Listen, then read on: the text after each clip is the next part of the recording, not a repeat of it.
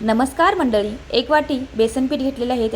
त्याच्यामध्ये चवीपुरतं मीठ आणि बेकिंग सोडा ॲड करायचा आहे. त्यानंतर अर्धा चमचा आपण ओवा वापरलेला आहे.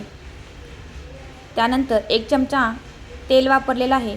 आता सर्व मिश्रण चांगले एकजीव करायचं आहे. त्यानंतर थोड्या थोड्या पाण्याचा वापर करून आपल्याला अगदी घट्टसर अशी मळणी करून घ्यायची आहे. अशा पद्धतीने आपण आता पिठाची मळणी करून घेतलेली आहे. आता अशा लांबट आकारामध्ये आपल्याला गोळे करून घ्यायचे आहेत. आता आपले सर्व गोळे तयार झालेले आहेत. आता बोर्डवर तळहाताच्या साहाय्याने पातळ आणि लांबट असा फापड्यांचा आकार द्यायचा आहे. हा आहे गुजराती लोकप्रिय स्नॅक, जो कुरकुरीतही आहे आणि रुचकरही आहे. अशा पद्धतीने आपण सर्व फापडा या ठिकाणी तयार करून घेतलेले आहे. आता मध्यम आचेवर आपल्याला सर्व तळून घ्यायचे आहेत. दोन्ही बाजूनी परतवून चांगल्याच पद्धतीने अशा पद्धतीने फापडा तळून घ्यायचा आहे.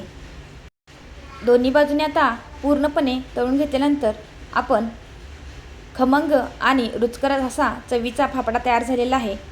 हा पदार्थ सहसा जिलेबीसोबत खाल्ला जातो किंवा हिरव्या चटणीसोबतही खाल्ला जातो. आपण या ठिकाणी हिरवी मिरची तळून घेतलेली आहे, त्यामुळे अत्यंत रुचकर आणि चविष्ट असा आपला हा फापडा तयार झालेला आहे. मेन म्हणजे कमी वेळात होतो, झटपट होणारी रेसिपी आहे. व्हिडिओ आवडल्यास नक्की सबस्क्राईब करा. धन्यवाद.